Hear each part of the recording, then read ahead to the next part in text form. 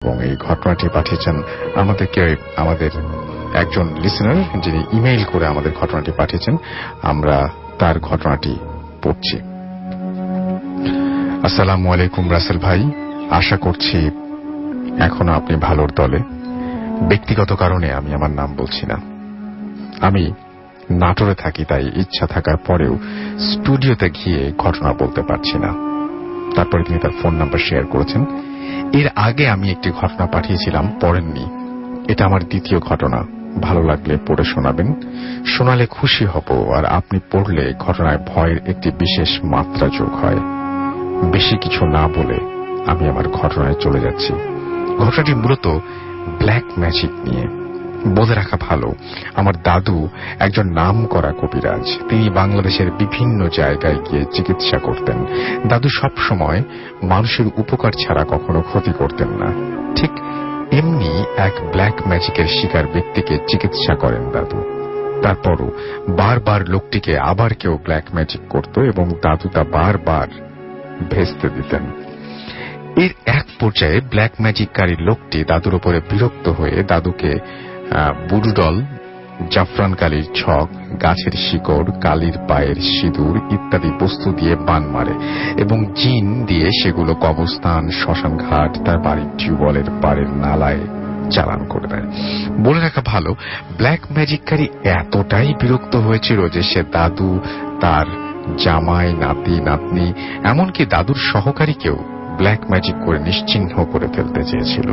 দাদুর এ সম্পর্কে কোনো কল্পনাও ছিল না। তাকে মেরে ফেলার জন্য এত শক্তিশালী ব্ল্যাক ম্যাজিক করা হবে এ ধারণা তার ছিল না। কাকতালীয় ভাবে যাদের নামে কালো জাদু করা হয়েছে তারা সবাই একসাথে রক্ত বমি করা শুরু করে। দাদু বুঝতে পারেন যে ব্ল্যাক ম্যাজিক করা হয়েছে। দাদু কোনো মতে সবাইকে সাময়িক সুস্থ করে আসন পেতে বুঝতে পারেন যে পুটলিগুলো কোথায় আছে। বাড়ির উঠোনে যেন পড়ে পানি ছিটিয়ে দিলেন, কিছুক্ষণ পর দাদু হঠাৎ দৌড় দিয়ে কলের পাড়ের নালায় কাদায় হাত ঢুকিয়ে দিলেন। দাদুর সহকারী দাদুকে সর্বশক্তি দিয়েও ধরে রাখতে হিমশিম খাচ্ছিলেন। এক পর্যায়ে দাদুকে ধরে নিয়ে চেয়ারে বসানো হলো। দাদু তার হাতের এক খাবলা কাদা উঠোনে রেখে আঙুল দিয়ে একটা বৃত্ত এঁকে দিলেন এবং তারপর দাদুর সহকারী সেই কাদার মাঝখান থেকে খুঁজে একটি ছোট পুটলির মতন কিছু একটা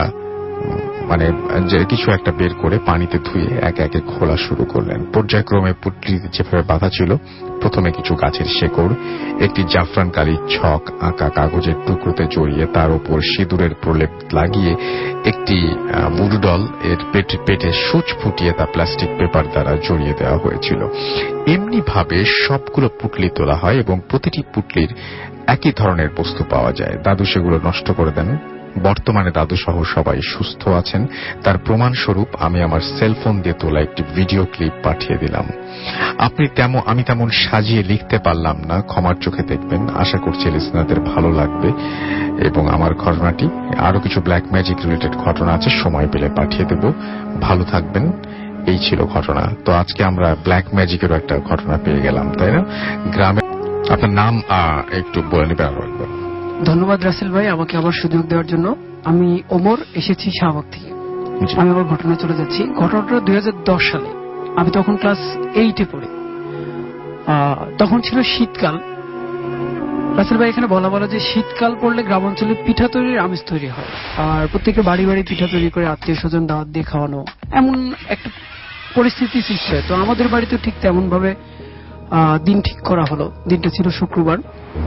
আমাদের বাড়িতে পিঠা তৈরির আমেজ, এই দিনটা তৈরি করার পর আমাদের আত্মীয় স্বজন সবাইকে দাওয়াত দেওয়া হলো। তো আমার 3 ফুপু, এক ফুপুর বিয়ে হয়েছে আমাদের বাড়ির কাছে, আর 2 ফুপুর বিয়ে হয়েছে অনেক দূরে।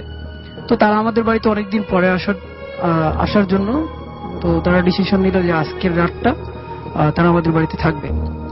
তো যেই ভাবা সেই কাজ, তারা রাত্রে আমাদের বাড়িতে থাকলেন। এখানে বলি ভাই, আমাদের বাড়িতে টোটাল 4টা রুম। একটা রুমে আমার বাবা মা, আরেকটাতে বড় আব্বু বড় আম্মু, আরেকটাতে আমার কাকার সাথে আমার বড় আব্বুর 2 ছেলে, আর আরেকটাতে আমার বড় বোন প্লাস আমি দাদির সাথে থাকি।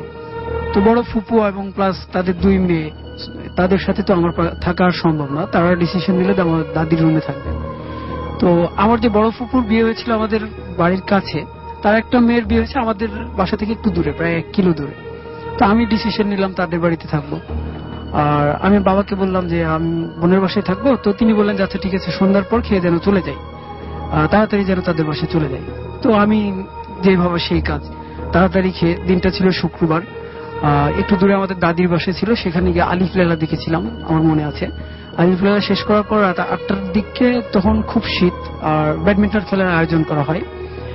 আর রাসেল ভাই, আমি এখানে বলে রাখি যে আমার বাবা আমাকে একটু বেশি শাসন করতো, যার জন্য আমাকে ব্যাডমিন্টন খেলতে দিত না, বা সন্ধ্যার পরে বাইরেই বেরিয়ে হতে দিত না।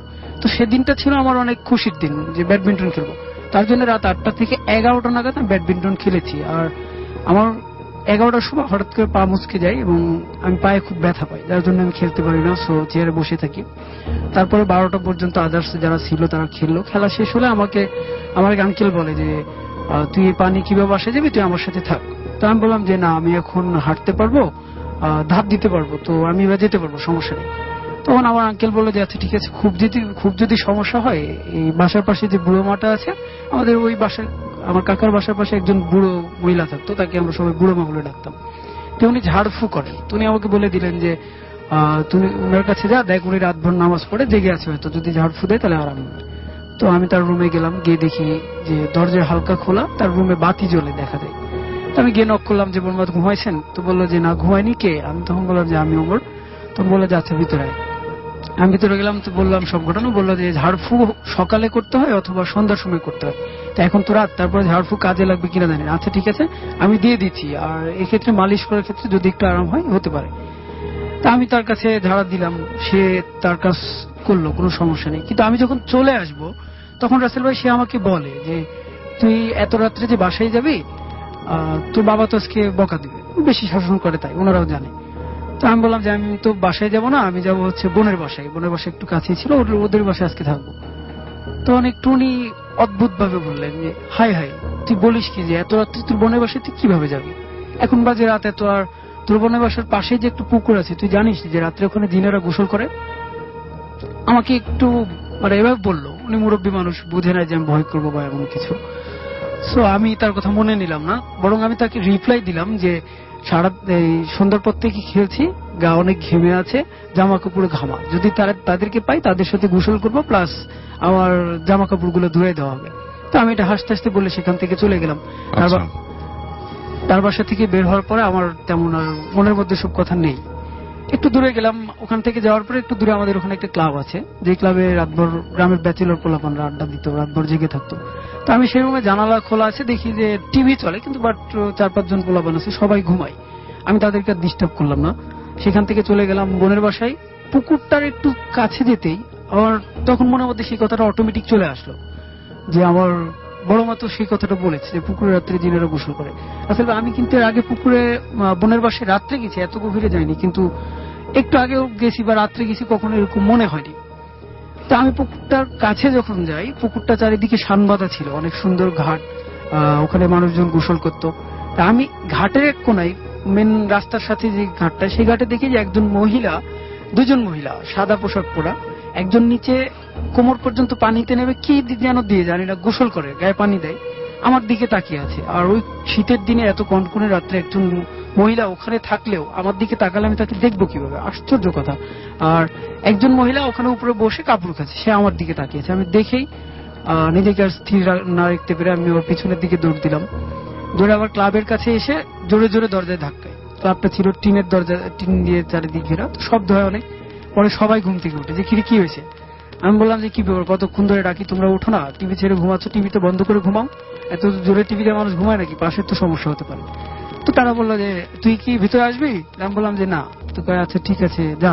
ওইগুলো এসে টিভি বন্ধ করে তারা আবার আগের মতো ঘুমালো। তা আমি মাদ্রাসায় পড়েছিলাম, তখন দোয়া দরুদ বা আদার্স কিছু জানতাম, সূরা পড়তাম। তো আমি সেগুলো পড়ে মনে সাহস নিয়ে আবার গেলাম যে না, আমি হয়তো তার কথাটা মনে পড়েছে, আমি ভয়ের মধ্যে হয়তো জিনিসটা দেখেছি, কিন্তু এগুলো কিছু না, আমি আবার যাই। তখন দোয়া দরুদ পড়তে পড়তে গেলাম, তো যাবার পথে আমি আর কোনো কিছু পাই। আমি তখন বোনের বাসায় চলে গেলাম, আগের থেকে বলেছিলাম যে তাদের বাসায় আসবো। দরজাটা এমন ভাবে লাগানো যে আমি বাইরের থেকেই খুললাম, তাদের বাসায় গেলাম। আর আমার যে ভাগিনা ছিল তার ঘরের দরজাটাও খোলা ছিল, সেই ঘরে আমি গিয়ে শুয়ে পড়লাম। তো রাসেল ভাই, সবচেয়ে অবাক বিষয় হচ্ছে, আমি যখন সকালবেলা ঘুম থেকে উঠে দেখি যে আমার শরীরে কোনো পোশাক নেই, আমার শরীরে পরনে যে পোশাকটা ছিল সেটা আমার শরীরে নাই। আর রুমে ভাগিনার ঘরে যে একটা তার ছিল যেটা কাপড় শুকাতে দেয়, সেই ঘর সেটাতে দেখি আমারও 2টা কাপড় শুকাতে দেয়া। আমি অদ্ভুত হয়ে গেলাম, একটু ভাবলাম যে কিরে আমি রাত্রে আসলাম তো এমনি অনেক রাত্রে শুয়েছি, আমি তো কোনো প্রকৃতি ডাকে বাইরেও যাইনি বা কখন খুললাম, আর এটা এভাবে কেন শুকাতে দেওয়া। তো আমি ওখান থেকে গেলাম, রুমে কেউ ছিল না, উঠে লেপের তল থেকে উপরে গিয়ে পরে ওটা হাতে নিয়ে দেখি যে অন্যরকম একটা সুগন্ধ যেটা আমি কখনো আগে পাইনি। কোনো পারফিউম বা কোনো ডিটারজেন্ট বা আদার্স কোনো কিছুতে আমি জিনিসটা পাইনি। তবে আমার কাছে মনে হলো কেমন, তবে তারপরে মনে বুঝলাম যে না, রাত্রে র্যাকেট খেলেছি তো গা ঘামা ছিল, হয়তো সেটার থেকে দুর্গন্ধই এমন মনে হচ্ছে। তো আমি কিছু মনে না করে সেটা গায়ে দিলাম। আবার সকালবেলা বের হলাম, তখন গায়ে একটু জ্বর ছিল। বোন বললো যে তুই নাস্তা করে না, আমি বললাম যে না, বাসায় গিয়ে কাজ করতে হবে। তো তাড়াতাড়ি বাসায় চলে গেলাম, তখনও গায়ে জ্বর ছিল। আর আমি মনে করলাম যে এমনিতেই জ্বর, তার জন্য আমি নাপা টাপা খেয়েছিলাম, তখনও কোনো সমস্যা হয়নি। ঘটনা রাসেল ভাই তার পরের দিন বা তারপরের দিনে হয় না, ঘটনা 3 দিনের বেলায় ঘটে। আমি দাদির ঘরে যে ঘুমাই, ঘুম থেকে আমার রাত যখন 1টা বাজে তখন হঠাৎ ঘুম ভেঙে যায়। দাদির ঘরে দেয়াল ঘড়ি থাকে, তো আমি দেখতে পেরেছি যে রাত 1টা বাজে। পরে পাশে দেখি বোন ঘুমানো প্লাস আমার দাদিও ঘুমানো। আমার চোখটা বাম দিকে জানালা দিয়ে চলে যায়, দেখি যে আমার বাসার নিচে ছোট যে পুকুরটা, ওই পুকুরটাই আমার বোনের বাসার পুকুরটা হয়ে আছে। আর সেম ভাবে 2জন মহিলা আছে ওই রকম ভাবে, আর আমাকে ডাকে, তারা ইশারা করে। আগের দিন ডাকে নাই, আজকে তারা ডাকে। তখন আমি জোরে চিৎকার দিই, দাদি তখন ঘুম থেকে উঠে পরে বলে যে এগুলো স্বপ্নের মধ্যে হতেই পারে, তুই একটু স্বপ্ন দেখছিস। তো এটা আমার কোনো সমস্যা না। ঘটনা যদি এখানে শেষ হতো তাও ভালো হতো। পরের দিন বা তারপরের দিন বিকেলবেলা বন্ধুদের সাথে মাঠে ফুটবল খেলতে যাই। তখন আমি দেখি যে মানে ফুটবল খেলে জামা কাপড় অনেক ময়লা হয়। সন্ধ্যা হওয়াতে বাবা মার ভয়ে আমি কাপড় চোপড়গুলো ধুয়ে দিলাই, এমনি নিয়ে এসে দাদির ঘরে লুকিয়ে রাখতাম, সেখানে লুকিয়ে রেখেছি।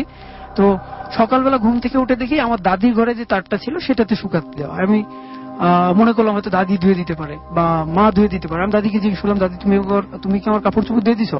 বললো যে না, আমি তো জানি না যে তোমার কাপড় চোপড় কই থাকে। আমার মাও সেম কথাই বললো, সে বললো যে না, তুমি তো আমাকে বলোই না, তোমার দাদির ঘরে তো আমি কখনো যাইনি বা যাই না। তখন আমার জিনিসটা ভয় লাগলো এবং দাদির সাথে শেয়ার করলাম। তারপরে আবার বাবাকে বললাম যে আমার এরম হয়েছে, দাদির ঘরে একদিন দেখছি, আবার 2 দিন ধরে আমার সাথে এমন হচ্ছে। তো বললো যে দাদির ঘরে থাকাতে হয়তো এমন হচ্ছে, তুমি আমাদের সাথে থাকো।